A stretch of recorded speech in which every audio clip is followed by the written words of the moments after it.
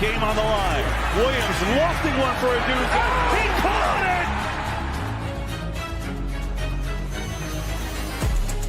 it! You're listening to the world's #1 football podcast. Now, here are your hosts, Ben Hansen, Matt Hartman, and Ryan Matthews.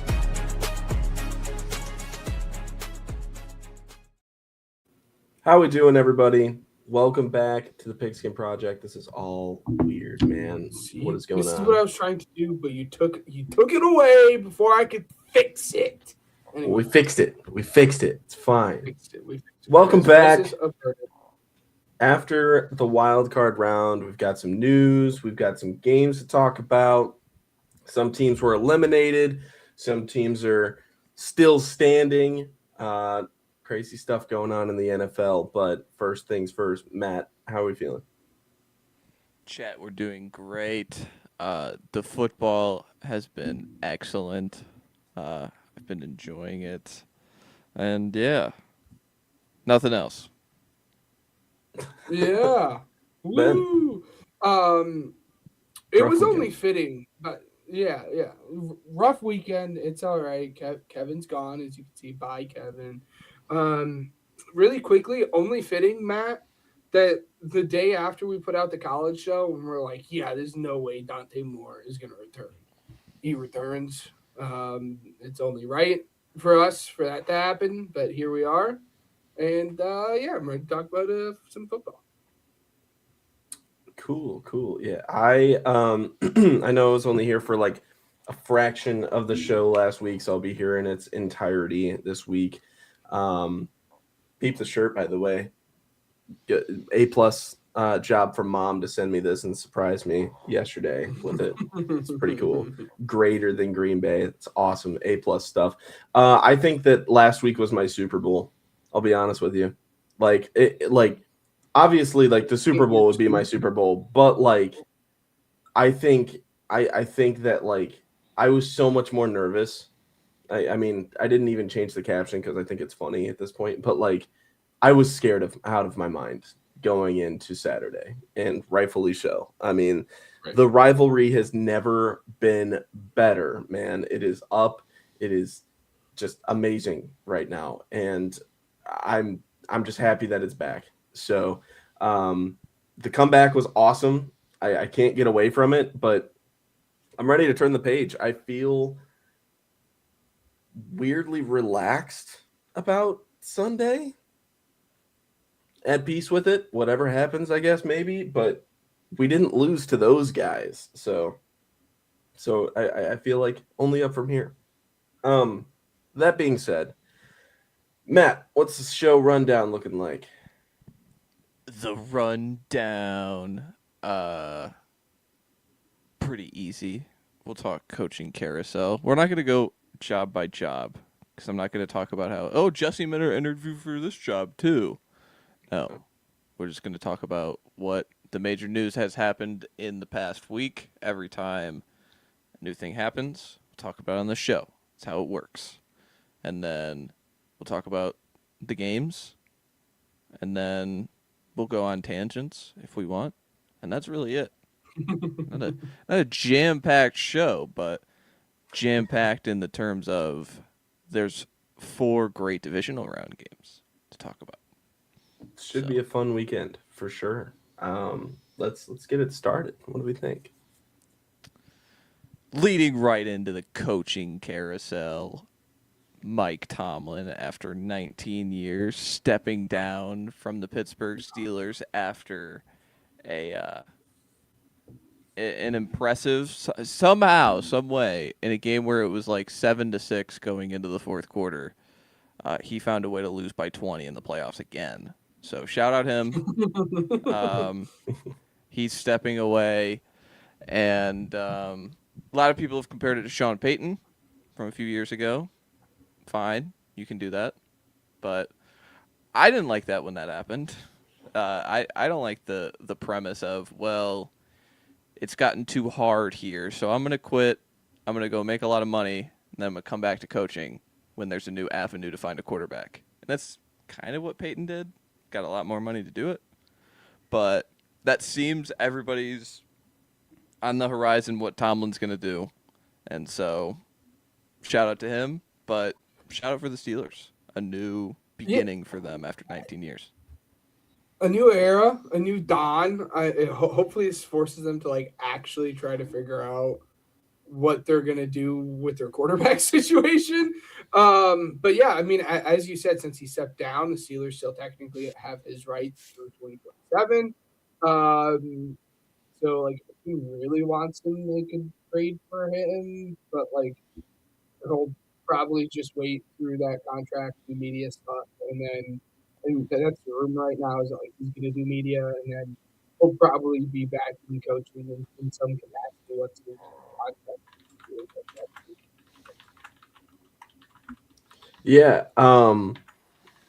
I mean, my top candidate, I would say for the Steelers has to be Flores, right? That just feels like it just fits for me. I don't know about you guys, but it feels like it's written in the stars there. So I mean, it's not set in stone or anything like that officially yet, but I feel like that's just something that's destined to happen. And the whole Tomlin thing, like I'm it says like I want to say I read something to where it's like Fox is offering him a lot of money as of right now to go and do some stuff with them, which seems like it'll be the route that they go. But it's going to be weird because I mean, for us, and not to make anybody else feel old if they're listening, but it's like I don't remember a time where Tomlin wasn't coaching the Steelers.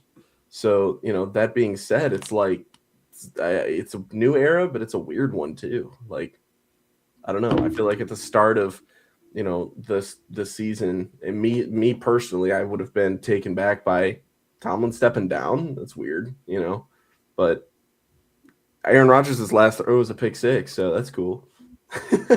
That's cool. You mentioned Flores. I am interested to see, and I apologize if my audio's messed up, guys. I'm going to try to fix that once I'm done with this point. You mentioned Flores. I'm interested to see if like a team actually does it, considering everything that was going on with the whole hiring like years ago, if a team will actually pull the trigger or if people are still worried about that. The Flores aspect of that too is like, he interviewed for the Washington Commanders DC job while actively the DC of the Vikings, which doesn't like make much sense to me because you're actively taking a step down to go to like a worse defense, at least personnel wise. I'll be interested to see what happens. I presume we'll get a head coaching job though. There's another domino to fall. Matt, you want to talk about that one? Yeah, in the late hours of last night, John Harbaugh signed to be a Giant. Apparently, like the mob, they didn't let him out of the building, is the rumor. But, I mean, they flew him in, and it was just overwhelming. And over the course of the day, it's been kind of signed, sealed, delivered that he's going to be the next head coach of the Giants. I think this is a major win for the Giants because you just think about the past decade of coaching since Coughlin. I think it's been a lot of up and down. I think it's been a lot of turmoil for the people they bring in. Like Ben McAdoo brings, benches Eli Manning, Joe Judge, QB sneaks from on third down. Like you think about all these things that have happened. Brian Daboll, what happened this season with Jackson Dart, where Dart's starting week 3 and well, no, it's the coaching, it's the coaching decision. And then it's like, no, the GM kind of wants to see what he's got. And it's like just a lot of turmoil. And I think John Harbaugh is the opposite of that while also being a guy that can point to his resume and say, I've won a lot of games. So interested to see how that staff comes together because that was a big point of contention with the Ravens is that he runs an expensive staff. So, again, if you're bringing in the rumored candidates for, if Monken's going to follow him to be OC, it's going to cost a pretty penny. So, interested to see how they build it out over there. Yeah, for sure. I think you hit on it pretty well. The whole Harbaugh thing, I mean, they needed some leadership in that locker room. And I feel like the stuff that he's going to be able to do with Dart is going to be really, really fun to kind of pay attention to. My question would be, and it's something that has been brought up before, but what are we doing with the GM? Like, because a lot of times they make an opinion on, the organization makes an opinion on the GM, hey, we're going to keep them, but then they get a new head coach and then all of a sudden it's like the GM's gone, right? If that's the case, you know what I mean? Like, does Harbaugh like him enough to where it's like, I'm down to work with this guy? Or, what's the sense of direction in New York? Just because they do have some pretty awesome pieces on both sides of the ball. I already mentioned Jackson Dart, but let's throw Neighbors out there as well for the offensive side. And then you also have Brian Burns that they just recently traded for. So all of that in mind, it's going to be interesting to see, like, they are constructing something, but what direction will they head in following this hiring? Because the head coach decides a lot from, just a bigger standpoint. Yeah, I mean, it sounds like Joe Shane will be at least in place for the next year. Probably should have been fired a long time ago now at this point, but I guess you give him grace for like the positive moves he's been able to make with Jackson Dart, whatever you feel about him, Malik Neighbors, being able to get those trade pieces, as you said, especially on the defensive side of the football. So it sounds like, Joe will be in place for at least the next year. Again, I will stand on he should have been fired years ago, but here we are. And again, it'll be in an interesting direction to see where this Giants team is trending. Yeah. All right. Next up, Matt, what do we got? We got games, fellas. We got games to talk about. 4 divisional round games. We'll do it the same way I think we did last time. Just go chronological order. The Buffalo Bills travel to Denver to face the Denver Broncos in a game that, again, the favorites are kind of swapping sides here. Either side has been favored at one time or another. Obviously, that is because of the Josh Allen effect, and Josh Allen being this overwhelmingly involved creator in the Bills' offense. Because you think back to what got them here, and something that they relied so heavy on was James Cook being the leading rusher in all of football last year. I don't even think he broke 50 yards against Jacksonville, and they still were able to move the ball at a clip that was unreal. I thought Allen, that might have been one of his best performances in the playoffs against the Jags. And for most people, it's probably not even in like the top 3 with how good he's been in the playoffs. And just the load he is supposedly to bear. And now you're facing this Denver front that is going to send a lot of pressure at you. He's one of the better players against the blitz. So again, what do you guys got on this one? Yeah, I mean, I guess I will start off with the Broncos side of it all. Like this defense, first and foremost, needs to stop the run the exact same way that the Jags did. Again, they effectively neutralized James Cook, the Jags, in this past game, as you said, held them to under 50 yards, which was fantastic. And then you have to kind of swarm and prevent Yak. There were like far too many times, like Khalil Shakir. I am freezing. I apologize, guys. Khalil Shakir was able to slip out of a tackle and then proceed on for another 20 yards. And then the Broncos also just need to run with RJ. Get RJ Harvey going. ETN had a fine game, and I have absolutely no clue why they went away from ETN. ETN was averaging, I think it was like 6.5 yards per carry. And then over the course of the game, they slowly stopped. And as we've all talked about with this Bills, that like the number one place that they're gettable is this run defense. So again, they need to stop the Bills run offense, and then they need to be able to run the ball themselves. Very, very good. On the Bills side of it, You need to contain Bo. We've said it over the last year now. It seems like he's really, really been able to create, especially out of structure, rolling out. And then Josh Allen just needs to continue to be Josh Allen. Like, as you said, this was one of his better playoff performances in a very long time. And I think this is the key to victories for either team there. Yeah, this one's going to be fun, strictly because of the hype on both sides. Obviously we talk about, the Bills and, Josh Allen specifically, but, with the Broncos and, their defense, what they've been able to do this season is grind out these really close games.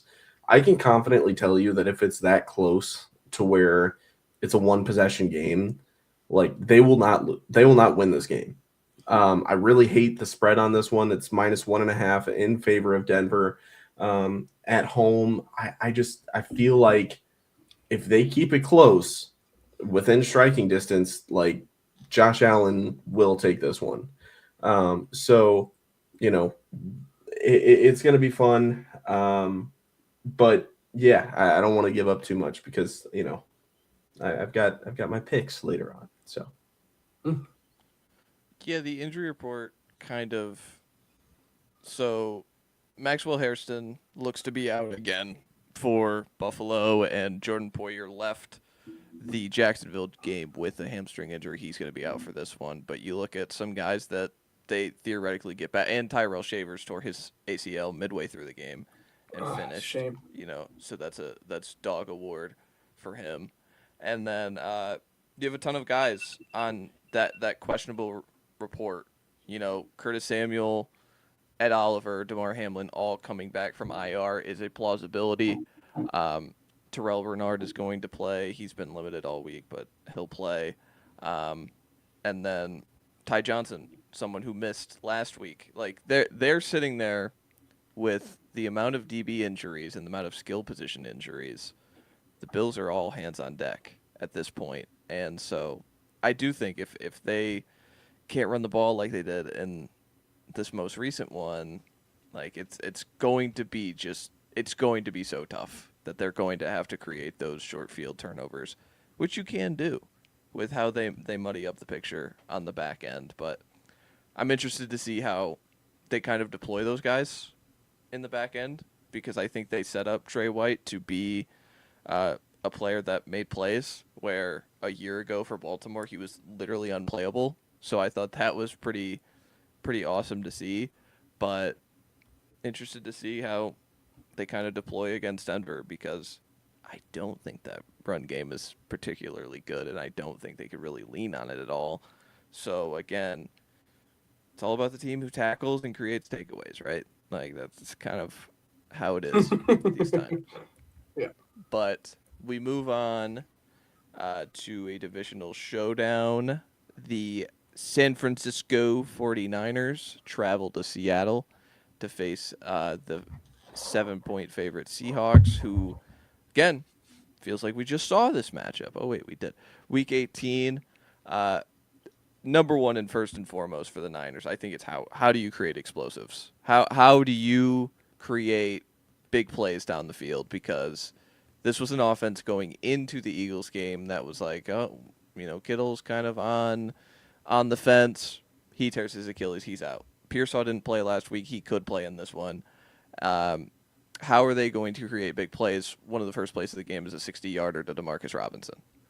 Later in the game, they have a double pass touchdown for Jawan Jennings. So you have to get like uber creative to create these explosives that in turn limit the volatility that a Quinyon Mitchell interception here or there, because he had two of them, creates.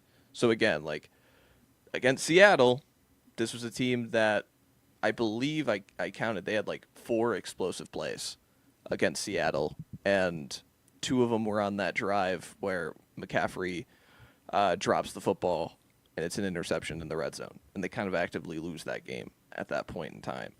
So that's kind of what it comes down to me with the Niners, because I think none of us are going to sell ourselves on this defense, even if it is Sam Darnold. And so how does this Niners offense get to 30? because I think that's the question in their building too, is how do we get to 30 each and every week? Because if we don't, we probably don't have a chance. Yeah, they were limited to what, the 3 big points question in their is last matchup in 2018 or not 20 week 18. I mean, it's absolutely ridiculous. And not to mention, I mean, my heart does go out to 49ers fans strictly because George Kittle is a massive loss that you're probably not going to have for the next year now. It really sucks because, like, it's one of my favorite players in the league. So, that's a big dude to bring down with that big of an injury. Really sucks to see him not being able to perform at this level. But with all that being said, it is going to be interesting to see what happens. Lock in a Tungus touchdown this week, I think. Okay. No, for me, I mean, if you could score 30, obviously, for the Niners, I mean, that would be ideal, as you said. But this, like, the bigger question is, can you score 30 on this defense? Because there has not been really any team that has been able to do such. I'm going back through their schedule to find how many teams have been able to even do that. So the Bucks did it in week 5, and let's keep on scrolling here. The Bucks did it in week 5, and then that very last matchup against the Rams, they were able to do it, but the Seahawks ended up winning. So, like, again, this defense has been absolutely stifling and really hasn't been able to let any team put up 30 on them aside from those 2 outlier games. And again, the big question is going to be Kyle Shanahan's scheme against McDonald's defense. They love to play nickel. I'm really interested to see how the nickel matches up against this offense. Again, it's worked very well for them, especially in the Week 18 game. We will see, but I can't not leave this segment without talking about playoff Sam Darnold, right? Because a year ago this time, we were talking about Sam Darnold and this Vikings team and how amazing it was and how fun of a story it was for Sam Darnold and his resurgence and everything. And then he went out and, pardon my language, but absolutely shit the bed. So I think obviously the biggest factor here is, can Sam Darnold actually live up to the moment? Again, he's looked good. He's better than what anyone could have expected him to be for Seattle this year. But can we now parlay that into a good postseason run? Because you were not able to do it last year. Can we, maybe not see ghosts this time around and take advantage of this bad 49ers defense? I think they'll be able to, but that's where my eyes are going to be on is what Sam Darnold looks like when the lights are the brightest. Yeah, no, he's such a wishy-washy quarterback, man. Right? It's really weird. But yeah, no, I think you guys covered it pretty well. I think another point of emphasis that I want to focus on is how do they kind of attack Purdy in the blitz scheme, because that came a few weeks ago. Those front 4 guys, the amount of stunts and twists and just overall pressure packages they threw, those guys played out of their minds. So and even like Tariq Woolen is a corner who doesn't really do it, but he was going at people. Like, just being able to do that and be able to embody that kind of mentality that McDonald has, I'm interested to see if Seattle just kind of brings it again. I have no reason to believe they won't, but if the Niners kind of start the same way they started against the Eagles, it's one of those deflating moments. Like, if you do get this crazy outlier 60-yard explosive play, like, who knows? But still, what those guys were able to do in the last week of the season was just phenomenal. And then also, like, talking about the Seahawks, like, talking about JSN, like, I think just interested to see how he is deployed in this one. Jair Brown, he's going to be out, and he kind of, will match in the nickel at times, come down when they play those 6 DB packages because of limited linebacker depth. And then also their other nickel is Upton Stout, who's still a rookie, who's really good, but he is a rookie. So interested to see how they match up. That's a big thing. I'm interested to see if they try to force the matchup with JSN with Upton Stout. Because again, Upton Stout, he's been fine, but he is a rookie. And I feel like that is the spot that you are able to take advantage of. Like Shanahan has been able to do that throughout history. I mean, look what they did against the Eagles. They just said, we're going to target Adoree Jackson on every single play. And it worked very, very well for them. So can Clint Kubiak on the flip side kind of reach into his Shanahan bag there and try to match up his best wide receiver against what he perceives as the worst, matchup on the defensive side of the football for the Niners, or if they're just going to let, again, JSN do what his thing is and say, well, we don't really care because he's going to beat anyone regardless. So yeah, I'm interested to see what they end up doing with the, matchups and creating matchups for JSN specifically. Yeah. Yeah. Also can Seattle run the ball. But moving on Great question.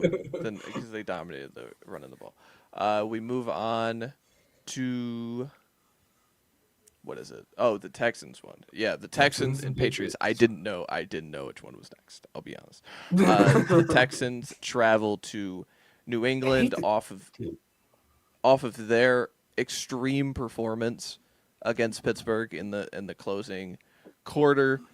You have a weird CJ Stroud game. He played fine, dropped the football a few times. Like, you just can't do that. That's inexplicable. And then for the Patriots, feeling underwhelmed by the offense, but at the same time, they were still like 40+% success rate, 400 yards, just didn't finish in the red zone, and the defense kind of took over the game. So again, it's one of those games where these two teams feel very similar and very close at the moment. And I think just talking about the matchup of how do the Patriots continue to be explosive against the Texans defense is kind of the main point. This Patriots offense has been top 3 in explosive plays all year. The Texans haven't allowed a positive dropback EPA since week 2. So just again, like, you put that into perspective, literally nobody is doing what this Texans defense is doing, and nobody has kind of been as efficient while also calculating explosives as Drake May has been, while limiting those like takeaways as well. So again, just that side of the matchup, I think it's just very fascinating to pick. Yes, well, and it's funny because I'll take the flip side of that, right? And it was funny because we went into that Patriots-Chargers game, and I'm like, well, does the offensive line actually matter in this game? Because Justin Herbert has been able to get it done regardless. In fact, the offensive line did matter in that game.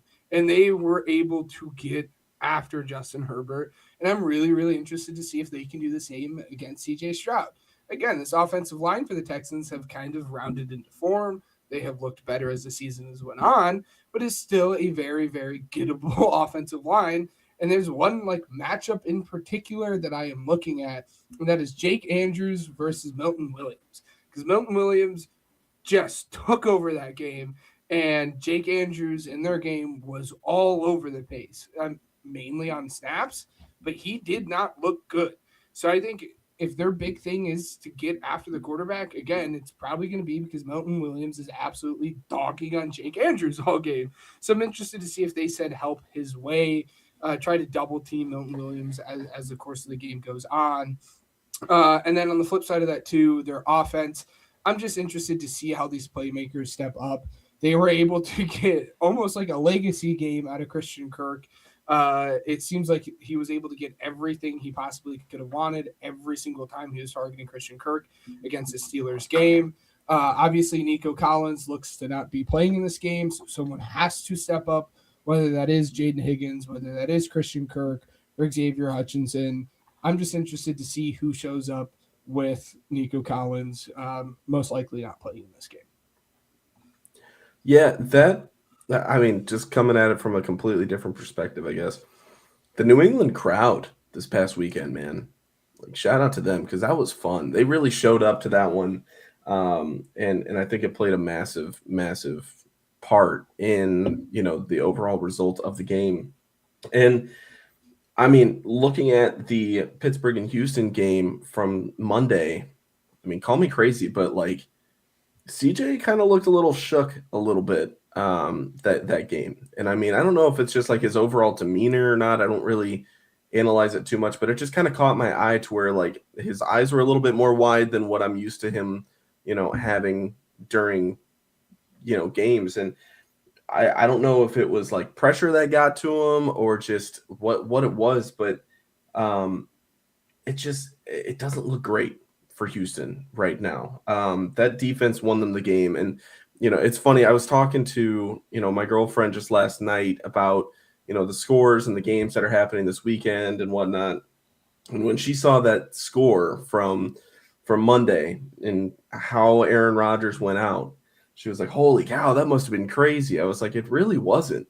Like, majority of this game was a lot closer than what the scoreboard will show you at the end of the day." And I think that the defense won that.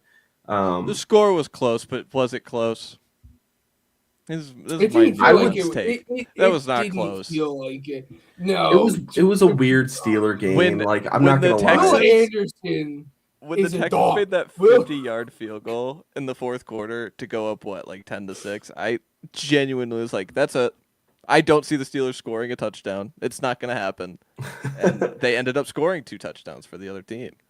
Yeah, I just didn't think that like the Steelers were just kind of, I don't know, there. You know what I mean? And when it comes to the Texans' performance, I genuinely feel like CJ being kind of a liability in this game was keeping Pittsburgh in it. And those turnovers that were pretty costly in this game that, were because of CJ put the Steelers in different positions to be able to score, and it didn't happen as much as it could have. I don't think either one of the teams deserved to win that game. Like, obviously, it's the playoffs; one has to. But it's like, dude, I mean, obviously, a couple pick six or a couple, defensive touchdowns, I guess, can definitely win you the game. I get it, like, and that's fine. But like, neither offense looked good at all, and I guess props to the Steelers defense, but it definitely plays into my pick today. No, CJ did not look good in this past game, but I lean a little bit more towards Matt, not because of everything that the Texans offense was able to do, more so it was just how dominant that Texans defense was. It just felt like the Steelers were not able to move the football at all, whether that was Aaron Rodgers and the Steelers offense, or just how good everyone is on the Texans defense. And I lean more so that side of it. I mean, that all being said, this Texas defense will keep them in the game regardless of who they play. Yeah. Yeah, I mean, is this just what Houston is now? Like, can they run the ball like that again? Like, do it. It would Do be it again. great. Because I thought they really found something in the under center game. Is that more about the Steelers than them? Who knows? But just the under center off tackle stuff to Woody Marks, I thought his cutback vision was great in this in the Steelers game specifically. So if they find something in that, realm this week against New England that is a fine but not great rush defense, just as they are in the past, and you don't have to, put extraneous effort on CJ Stroud without his top receiver. I think that's valuable. So I'm interested to see Woody Marks, can you do it again? And then like even, Christian Kirk too. Like, can you do that again? Like 144 yards and a touchdown, creating both like major plays within this game. And even like he has the only offensive touchdown when the game was still like mattering before the Woody Marks one. So interested to see how these guys kind of just figure out how are we going to get to 20 points each week, where it's like the Niners are thinking going into their building each day, how are we going to scheme up 30 points? The Texans offense is saying, we just got to get to 20, y'all, because it's just going to put us in a position to win each and every game. So interested to see how that moves on. And then for New England, Can they run the ball? Can they hit some explosives? They did not run the ball particularly well against the Chargers. It wasn't perfect, But again, you don't apologize for the way that you win in this game, in this league. But overall, I think all the things around Drake May outside of his legs need to be better running the ball. Um, you know, what is it? They had a Ramondre Stevenson 50-yard play, 50-yard check down. They had a 40-yard scramble from Drake May in this one. So interested to see how that stuff evens out. But then we move on to the final game. The Rams travel to Chicago to face the Bears. Again, both of these teams, electric Saturday night victories, come from behind in the final 2 minutes victories to punch their ticket here. And interested to see, is this a race to 40, really? Because that's all I'm thinking in my head. Because you think back to what the Rams really struggled to do was getting Caleb Williams on the ground, or getting Bryce Young on the ground. How is that going to fare against Caleb Williams? And then for the Bears, allowing a half of football where it was pretty much flawless from the Packers. And now you're facing an even more talented bunch in the Rams. Just a interesting chess match from that side. I'll let you take it away, Ryan. Yeah. The Bears, man, that first half was disgusting, right? Nobody wants to talk about the first half. Let's talk about the second half, because you got to play well for 60 minutes, right? That's been basically what this season has been about. Just talking a little bit about the game. I don't know exactly how much this is going to make a difference at the end of the day, but it's a fun little thing to kind of pay attention to, is how the weather is going to be. It's just a classic cold game, and I love to watch those no matter what. Now, people are saying that this is going to be more so in the Bears' favor than the Rams. Stafford played in Detroit. I don't think that we can bank on that as much as people think. Right. But I get it. But you got to play Green Bay and Chicago twice a year. You know what I mean? Each. The guy's used to it at this point. And Devontae Adams used to play in Green Bay. They've got pieces that can play in the cold. I don't think that it's going to be oh, it's cold outside and they're just going to shrivel up and die. Let's chill out a little bit on that. All right. This is still a very good football team. Now, my point of view on this is that the last couple weeks of the regular season, plus I would even argue the Carolina game, Rams have not been playing very good football, right? I wouldn't say that it's fantastic whatsoever, and definitely not living up to their expectations in terms of their offense and what they're able to do.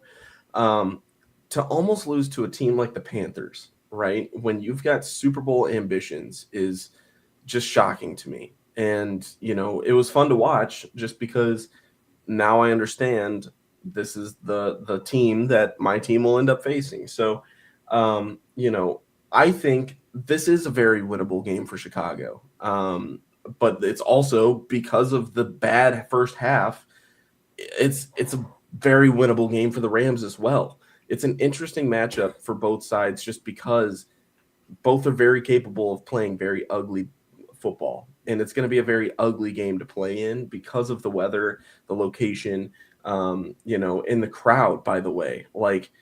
There were so many notices that were put out before the game saying, make sure that you shut up during the offense, that way they can kind of work a little bit easier and to just get rowdy, right? And Chicago has been begging for a competitive team for years, and it's finally here.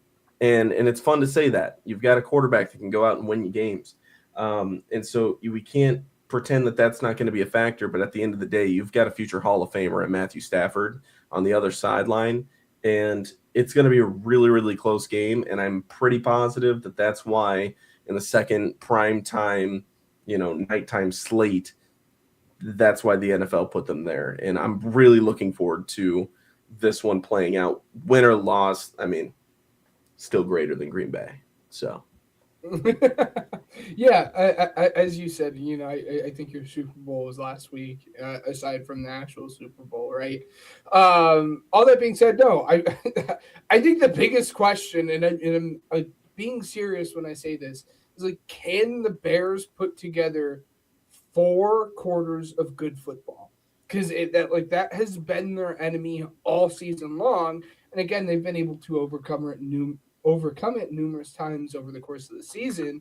But if you put up a first 3 quarters like against this Rams team, like you did against the Packers, you're not going to win this game because the guys on the defensive side of the football and the cold-blooded killer that is Matt Stafford. So you're going to have to be able to put together 4 quarters of football. And it's inspiring to see, like, this is what the Bears offense can look like when they're clicking on all cylinders. Now, again, let's do it on all cylinders.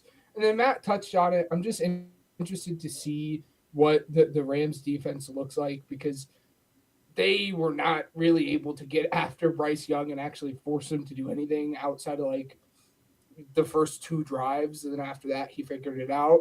And if Bryce Young was able to play that well against you, what is Caleb going to do to you? So I'm just interested to see what it looks like, see the different pressures that they draw up, because they do have guys that can get after Caleb. Again, they didn't play to their 10s last week, but if they can actually draw up some pressure and get after Caleb, I think that's going to be the key for them. And then the Bears just need to force turnovers. They've not been a good defense aside from forcing turnovers. Click the button. But like this Bears defense, like their cornerbacks, they're open 24/7. Like these corners are not very good aside from actually getting turnovers, which like sure good is their like, job, but yeah. Yeah, I mean, the coverage part of it really sucks, though. I was going to say, but they're not doing the coverage part of it. The other piece of their job is to actually be able to cover people. And again, this isn't like a shot at Romeo Dobbs or any of those guys, because I think, they're NFL players and they're good in their own right. But if they were able to create separation and get that open, what is Puka Nacua and Devontae Adams going to be able to do against that defense? So they just need to I don't know what they need to do to fix whatever that problem was last week. But they're going to really have to, again, play on their 10s. They're, in their own right. So it'll be interesting. I'm looking forward to this game a lot. Yeah, I mean, when you had said, you got to generate pressure against Caleb because you couldn't do it against Bryce Young, one of the things that I would argue is you have to generate pressure against Matthew Stafford. On the pressure, by the way. Convert, because they were able to get after him and pressure him, but they weren't able to actually like do anything. And you're facing one of the most elusive quarterbacks in the league at this point. Well, and that's so what I I'm see saying. your point. Well, yeah. Yeah. But it goes the same way on the other side of the ball, right? Like Matthew Stafford is not the type of quarterback to do what Caleb Williams or Bryce Young can do in terms of elusiveness, right? So if you can get to him, I mean, he's also not going to turn over the ball as easy as either one of those guys, right? So it's like, if you get to Matthew Stafford, now you're talking. And this is one of the situations I had actually talked to my girlfriend about too, as far as, potential teams that the Bears could face in the next round following Saturday's game. I think the Bears will win this game if they're able to force a turnover or two, strictly because, I mean, the Rams offense is just that good. And if you can get them to kind of struggle even just a little bit, you've got one leg up. And I don't know. It's going to be fun to see exactly what goes on here, because I feel like it could either end in like the most close, unbelievable, awesome cold game like in NFL history, like one of the coldest games, and not only that, but just most fun, whether it's high scoring or low scoring, back and forth fist fight. It could be one of those games, or it could just be like, hey, the Rams just dropped 50 on them and the Bears are packing, like, you know what I mean? Like it could be either one of those situations, but obviously I'm hoping for the first one. Who knows? Yeah, I think the biggest thing is just what happened in the second half defensively on how they're able to force 3 and outs and things like that. Is they just started spamming man coverage. They started spamming press man. You can't really do that against Devontae Adams and Puka, because those are guys who just win one-on-one, where the Packers don't have anybody who, outside of Dobbs, who was winning one-on-one, like, to win in those certain sets. So I'm interested to see what the deployment is defensively. If this is just I'm going to sit in zone until we get cooked, Dennis Allen game plan, I don't know.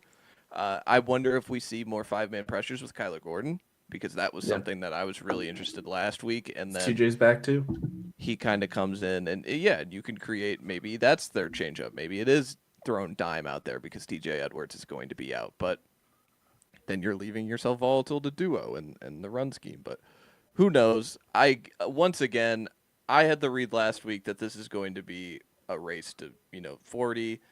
I think that I love points in this matchup. I think just both offenses can score. I have the same one this week. I don't see where stops are going to come outside of weird interceptions or just weird plays being made along the second level, just because I think how efficient these play callers and quarterbacks are at this point in time.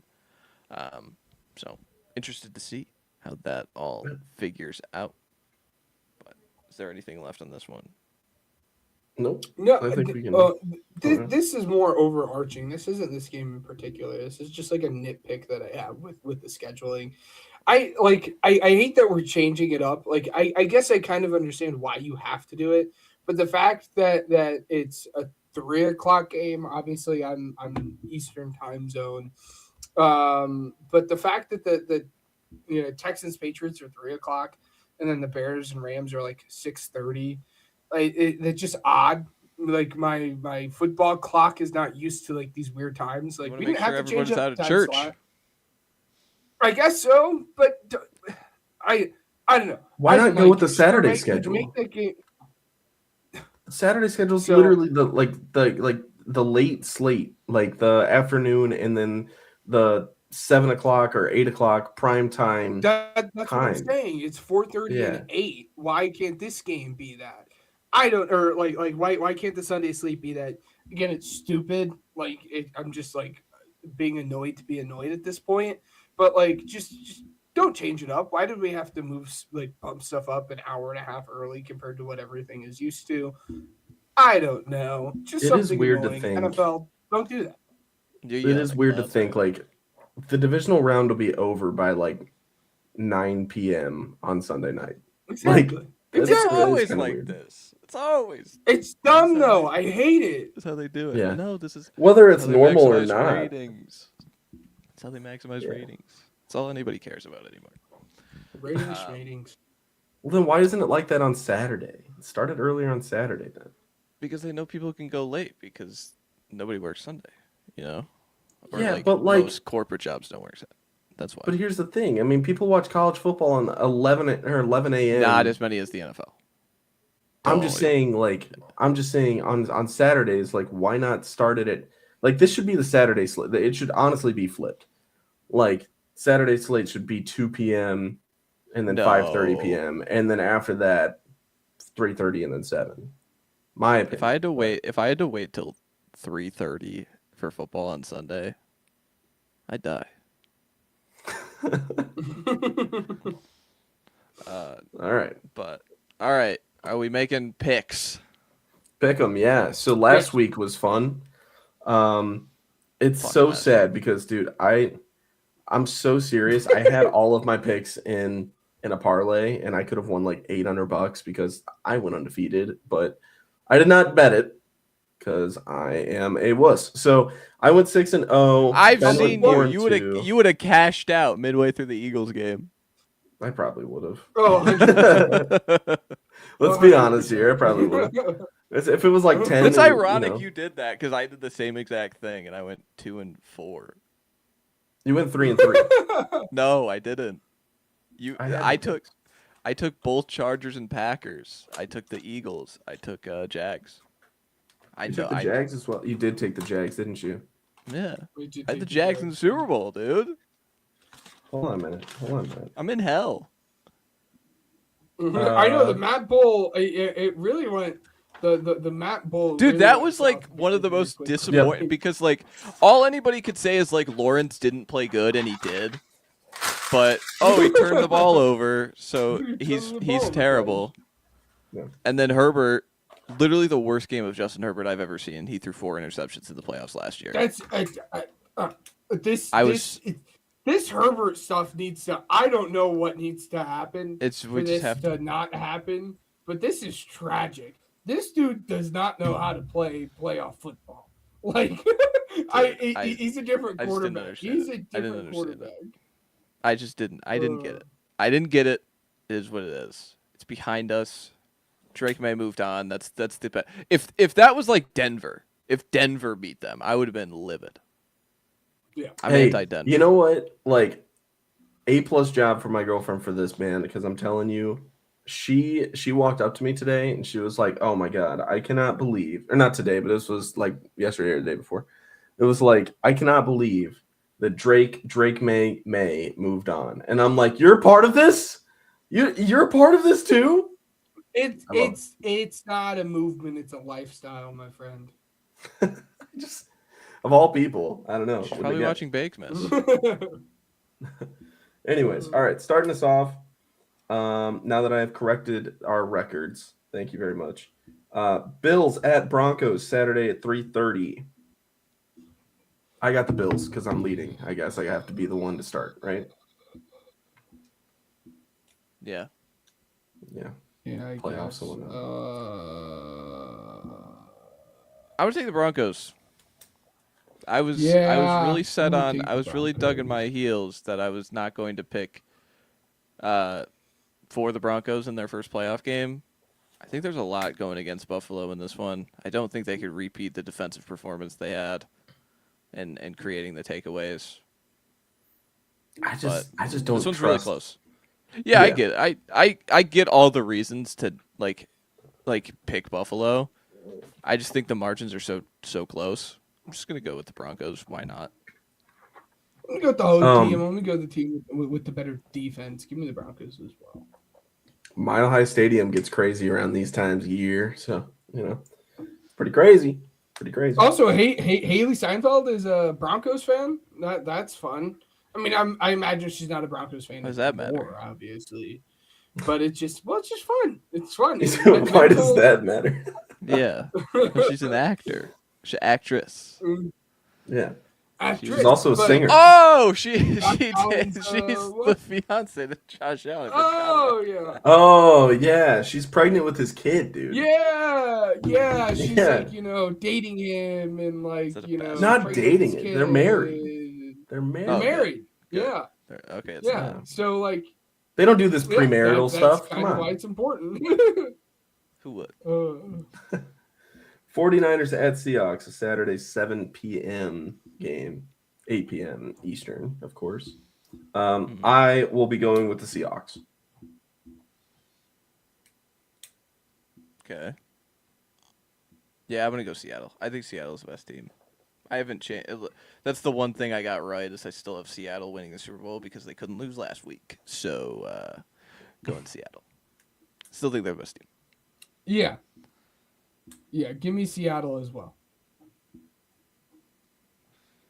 Right, we just killed Kyle the Shanahan, Seahawks. Clip it. Yep. I didn't believe in you. I didn't believe in you. Now moving on to Sunday at 2 p.m., we've got Texans at Patriots. I'm going with Drake May, and the Patriots. I'm gonna do it. I can't. This hurts me. It really hurts me to do it. It's an evil game. I don't want to pick against my baby boy Drake May, but I'm going to because the Texans defense is that good. Give me the Texans. I'm gonna take New England. I think they find enough explosives. Rams at Bears Sunday at 5:30, 6:30 Eastern. If I'm gonna go out, I'm gonna go out on my sword, boys. Bear down. Get them winning the Super Bowl. You should.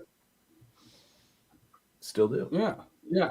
Give me the Rams. Give me the Rams. All right, so you guys don't believe. All right, that's okay. It's fine. No, I don't. All right. I don't. No, yeah, I was gonna say I don't. It's all right. It's all right. It's cool. It's But fine. it's like, who cares? Like, they're in the Yeah. Final Four of the conference. Pretty cool, isn't it? Pretty cool. All right. I can't root for C.J. Gardner-Johnson and Dennis Allen on the same side. I can't do it. Can't do it. That's Evil, that's a evil valid men. point. Evil men. So that'll do it for Pigskin Pick'em.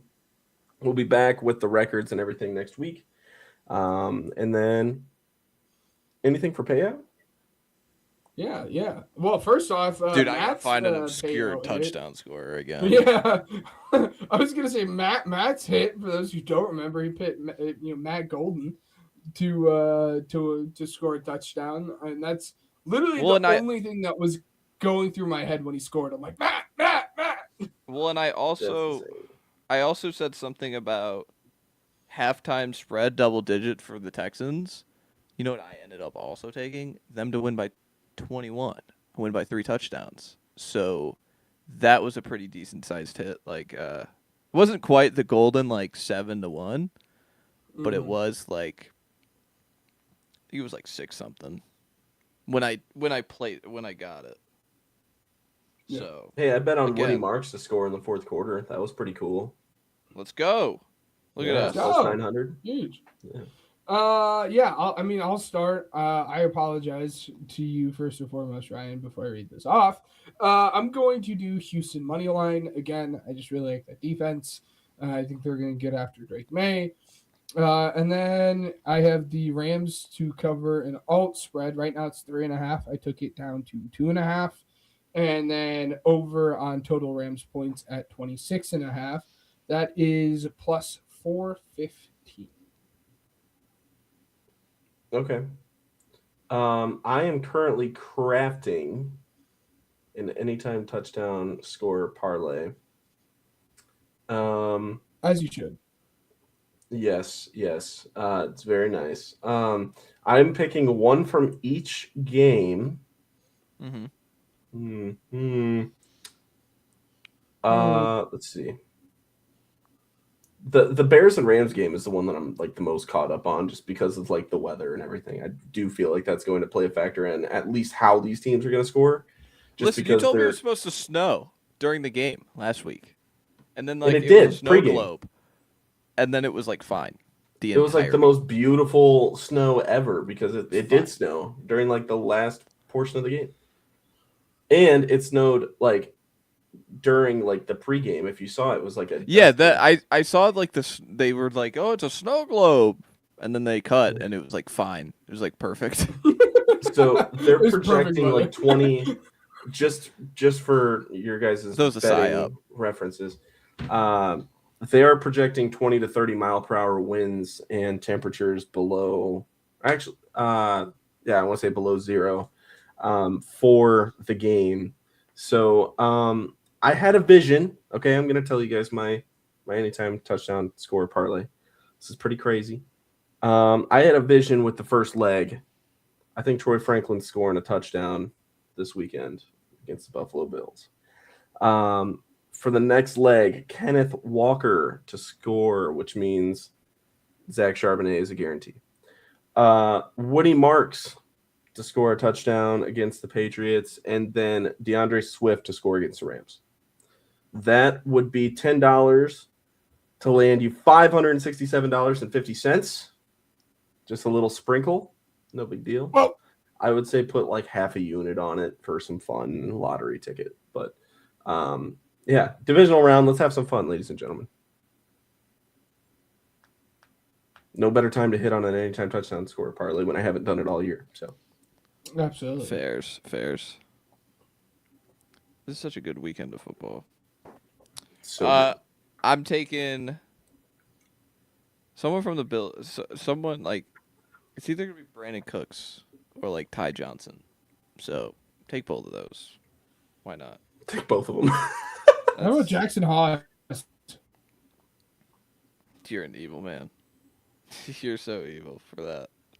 Let's take Reggie Gilliam, fullback. But let me make a parlay. Let me do that. Why not? Let me do my Yes. picks for money line. That is what we do during this. Yeah. Because I took all the favorites, so it's plus 468, guys. The public went 4-4 or went undefeated last week, 6-0 last week. So I mean, might as well. This BS, dude. The BS, the public. Yeah, I don't know. What else do we got, guys? There are only 4 games. There are only 4 games. That's what matters. I mean, the big stuff for me is I'm excited as the coaching carousel fills itself out. It's like a lot of like, hire? who are the Eagles going to hire? Brian Right? Dable? Did you see? Did no? I don't want my Mike quarterback. McDaniel? No. Maybe. I would be fine with that. The Eagles don't have the personnel for that though. Yes, they do. They could make it They have a work. battering ram quarterback. That's it. But we don't Brian have Dable. the Yaks. And Eagles fans love doing the same thing. Look at how many offensive coordinators Jalen Hurts has had in his career, and it's like new guys. Brian Dable already has done it, so you can't do that. So you can be like, We can't do it. we're getting continuity. So Hey, No, what about like a Like, Declan did you Doyle who's looking for his first opportunity Okay. to score? No. points. I don't want first opportunities anyone's. This shouldn't be anyone's first opportunity for anything. Give me an established. I'm just play caller, pumped for please. you to be like so excited for who it's gonna be, and then the offense looks the exact same because the quarterback doesn't like changing. See that's the biggest thing that like kind of like made me upset this past week is Shady came out and he was like, well, rumor has it that like the offense was so like bland is because the quarterback can't run complicated. He doesn't stuff. like motion. Which is This like, isn't like okay. a secret. Now we're lying out. Well, motion, sure, but everything else, like now we're lying out of our teeth. Like, what are we talking about? Don't tell me you can't run complex offenses. What do you think Shane and Kellen Moore were doing? Get out of here. I digress. Anyways, did you see who the Eagles are interested in terms of college coaching? You would have got a chuckle out of this, Matt. Me? Who? Like, Yeah, Charlie Weiss. yeah, that makes Yeah, sense. they're interested in Charlie Weiss. That'll be fun if that happens. I don't know Why? how I'll feel. I don't know. Please just bring me an established like guy. Give me. I would prefer Brian Dable established. I would prefer him over Mike. And again, the whole thing with Mike is like I like Mike, but we just don't have the personnel to run the offense that Mike wants to run. No. Okay, I don't like this perception of Mike McDaniel that all he can run is that style. That was because of Tua. Because Tua was terrible. And so he had to make Tua work. So it was like this hyper-specific, get the ball out. I'm going to make sure Tua has to make no decisions all the time. And I'll do all the heavy lifting. I think Mike McDaniel is going to go somewhere for a year.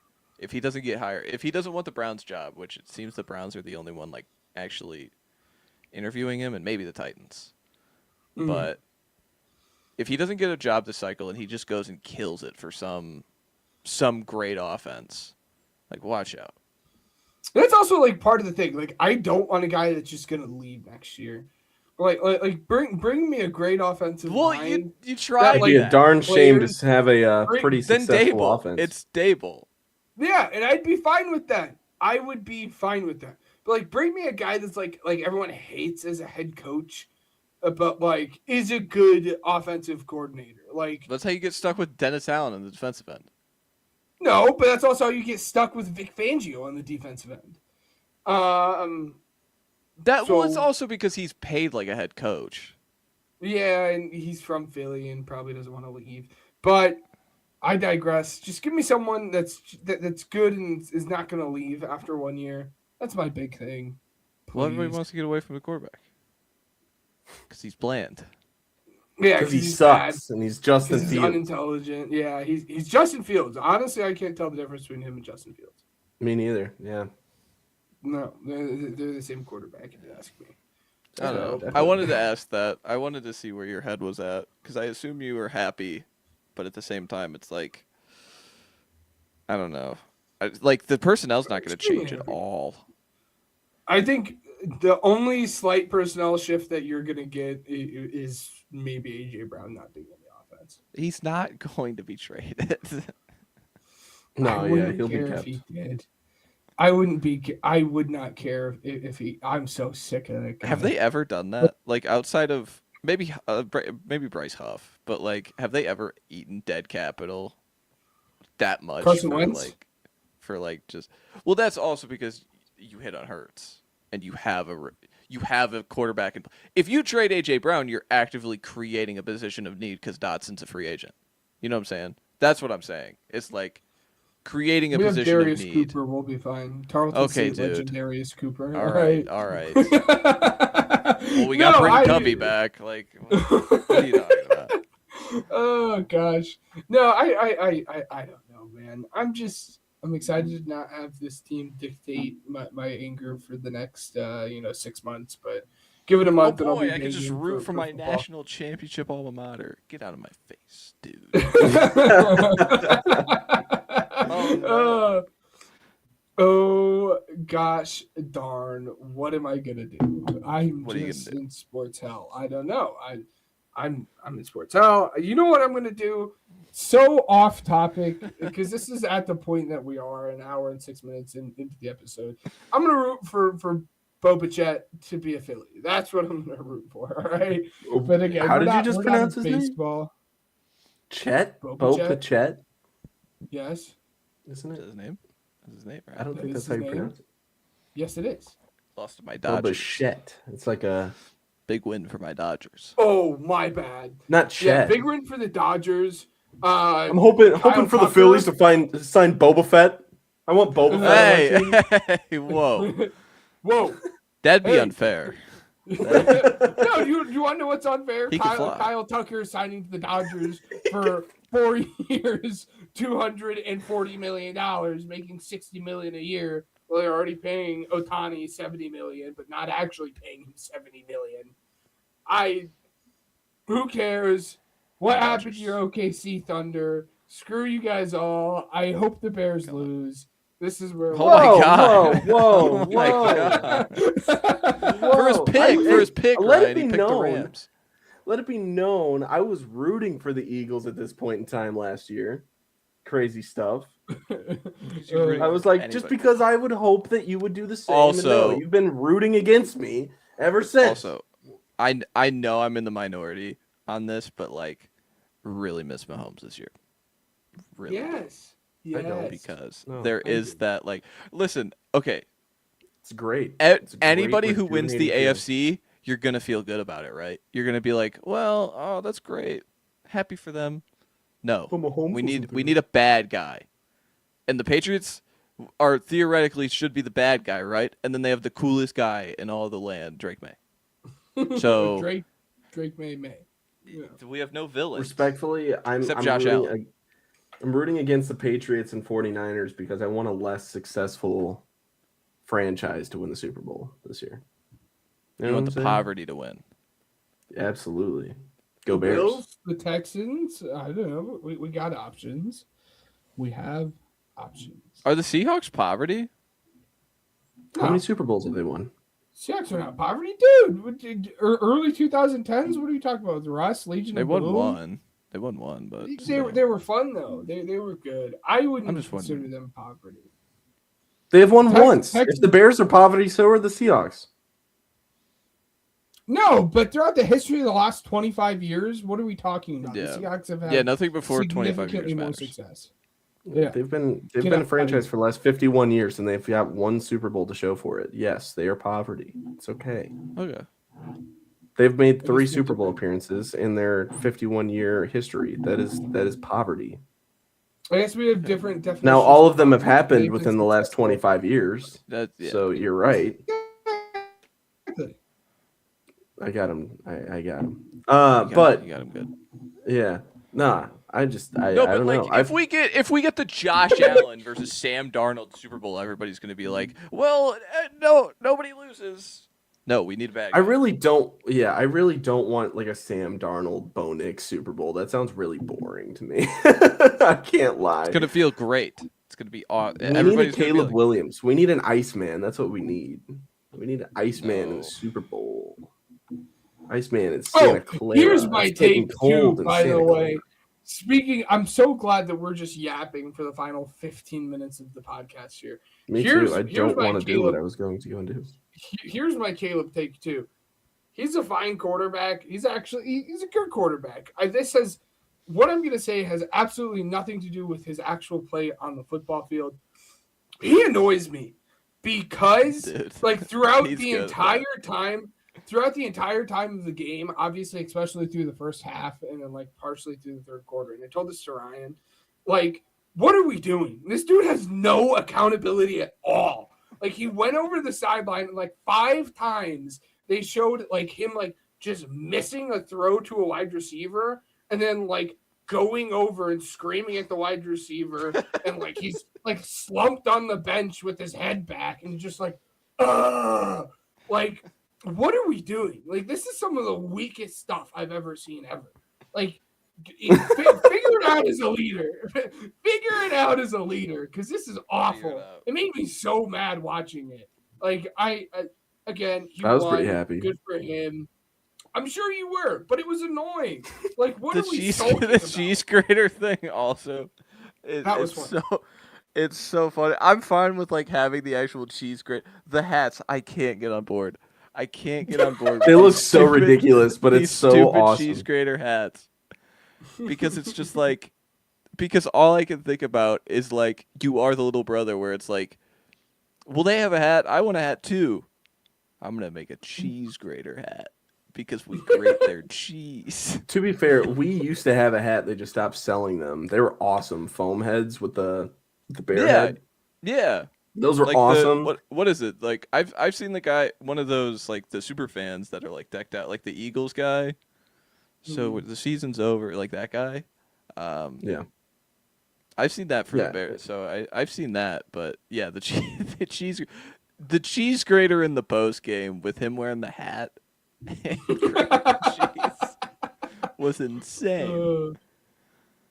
But yeah, I think that they need to bring back the original orange bear head hats. They would make so much money off of that, and the fact that they don't sell those anymore makes me very mad because I've wanted one since I was a kid. No, dude. But I almost bought. I swear to God, I almost bought a cheese grater. I'm not even gonna kid.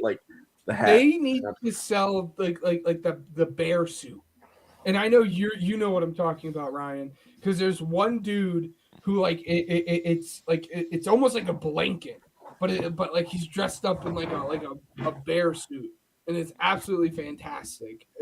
I love it. I don't know where he went. He's gone. He's sick and tired of talking about Caleb Williams, I guess. But I don't know. My last thought, can we talk? I mean, we didn't talk about the games this week, but yeah, dude, Loveland is a field shifting player. This, he's so good. He's better.